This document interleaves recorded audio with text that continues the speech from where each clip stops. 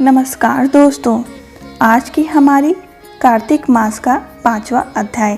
अगर आप चैनल पे न्यू हैं तो चैनल को ज़रूर सब्सक्राइब करें और बाकी के अध्यायों को देखने के लिए आप कार्तिक मास की प्लेलिस्ट को ज़रूर सर्च करें। वहाँ पे आपको कार्तिक मास की स्टार्टिंग से लिस्ट मिल जाएंगी। उन लिस्ट को आप अगर देखते हैं तभी आपको कथा समझ में आएगी। अगर आप चैनल पे न्यू हैं तो चैनल को ज़रूर सब्सक्राइब करें और कार्तिक मास में इस सुने जाने वाले महात्म का फल प्राप्त करें। तो आज हमारी कार्तिक मास की महात्म कथा अध्याय 5 यहाँ से प्रारंभ होती है। प्रभु मुझे सहारा है तेरा, जग के पालनहार, कार्तिक मास की महात्म की कथा करूं विस्तार। राजा पृथु बोले, हे नारद जी, अपने कार्तिक मास में स्नान का फल कहा, अब अन्य मासों में विधि पूर्वक स्नान करने की विधि, नियम और उद्यापन की विधि भी बतलाइए।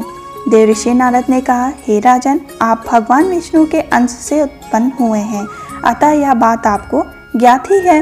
फिर भी आपको यथाचित विधान बतलाता हूँ। अश्विनी माह में शुक्ल पक्ष की एकादशी से कार्तिक के व्रत करने चाहिए। ब्रह्म मुहूर्त में उठकर जल का पात्र लेकर गांव से बाहर पूर्व अथवा उत्तर दिशा में जाना चाहिए। उसके बाद जो मनुष्य मुख शुद्धि नहीं करता उसे किसी भी मंत्र का फल प्राप्त नहीं होता।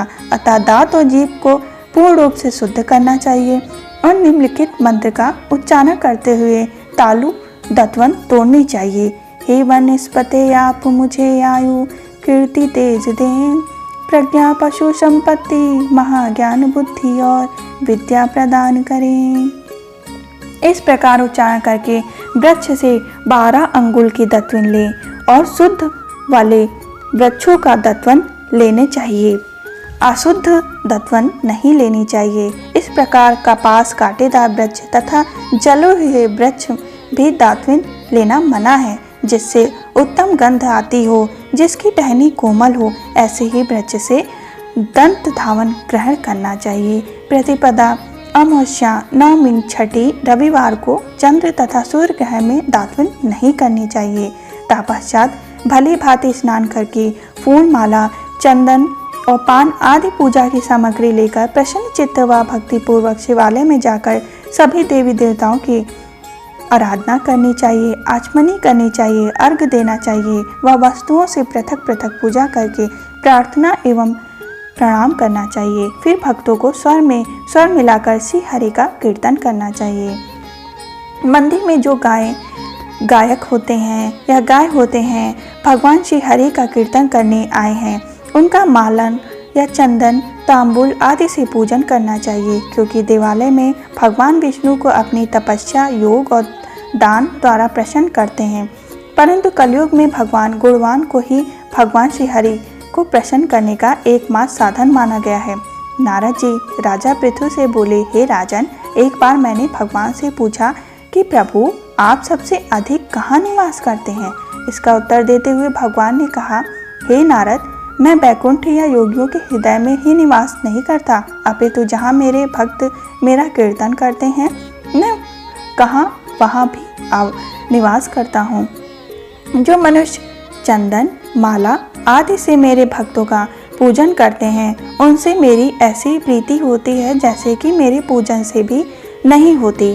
नारद जी ने फिर कहा, श्री ऋषि धतूरा, गिरजा, चमेली, केसर, कंदार और कटहल के फूलों व चावलों से भगवान विष्णु की पूजा नहीं करनी चाहिए। अड़हल, कंद, गिरीश, जूही, मालती और केवड़ा के पुष्पों से भगवान शंकर की पूजा नहीं करनी चाहिए। जिन देवताओं की पूजा में जो फूल निर्देशित हैं, उन्हीं से उनका पूजन करना चाहिए। पूजन समाप्ति के बाद भगवान से क्षमा प्रार्थना जरूर करना चाहिए, यथा, हे सुरेश्वरी, हे देव, न मैं मंत्र जानता हूँ न क्रिया, मैं भक्ति से भी हीन हूँ, मैंने जो कुछ भी आपकी पूजा की है उसे पूरा करें। ऐसा प्रार्थना करने के पश्चात साष्टांग प्रणाम करके भगवान कीर्तन करना चाहिए, श्री हरि की कथा सुननी चाहिए और प्रसाद ग्रहण करना चाहिए। जो मनुष्य उपरोक्त विधि के अनुसार कार्तिक व्रत का अनुष्ठान करते हैं वह जगत के सभी सुखों को भोगते हुए अन्य में मुक्ति को प्राप्त करते हैं। इस प्रकार हमारा 5वां अध्याय संपूर्ण हुआ, जिसमें आपको विधि बताई गई है कि किस अनुसार आप कार्तिक मास या अन्य किसी भी व्रत को आप कर सकते हैं, जिसका फल आपको प्राप्त होगा। और जो लोग भी इस महात्म को सुनते हैं या सुनाते हैं, उनको इस लोक के सभी सुख प्राप्त होते हैं, दुख उनके पास नहीं आते। अंत में वो श्री हरि विष्णु की कृपा से वैकुंठ को प्राप्त होकर मोक्ष को प्राप्त हो जाते हैं।